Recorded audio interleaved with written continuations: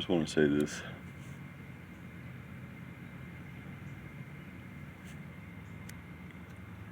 If you got down into the smallest microscopic scale of size that you can go in this world,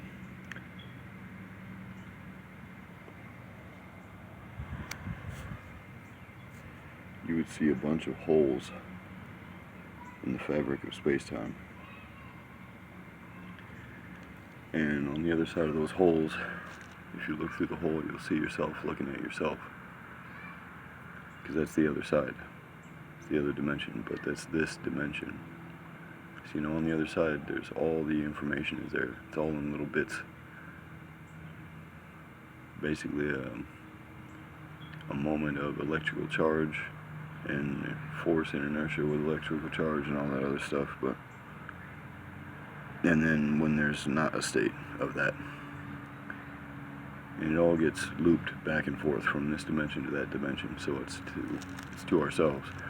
This reality is like a infrared cable, fiber optic cable from an Xbox to a TV, but the Xbox, it doesn't go from the Xbox to the TV, and this one, it goes from the Xbox to the Xbox. It goes back to itself. We're in a relay. This whole reality is a loop of electricity, electrical force, and through those holes, the electrical force is applied. There you go, baby. I left you half. Okay, so I got to half. Knock the cherry off. It was a little bit less than half after that. My bad. I didn't think about that. But you have a lighter? Yep. And Who are you talking to? YouTube.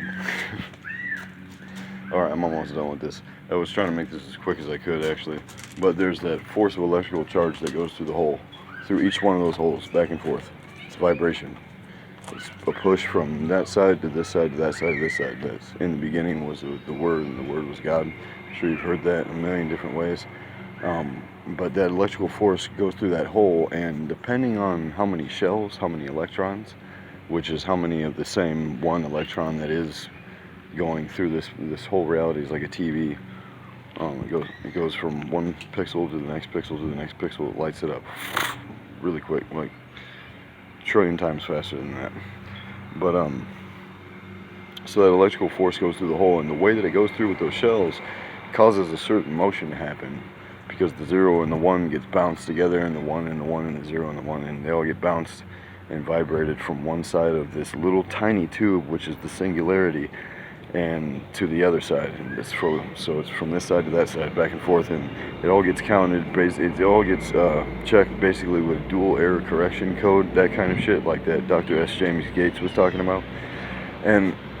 But he wasn't talking about this next part, but just the binary part. How all bits of matter can basically be transcoded into binary information. Anyway, okay, so when it travels through that singularity, it travels at a rate and a speed and a velocity. It's got torque as it spins through there because of the amount of force which was initially given in the beginning, and that amount of force it's all balancing itself out.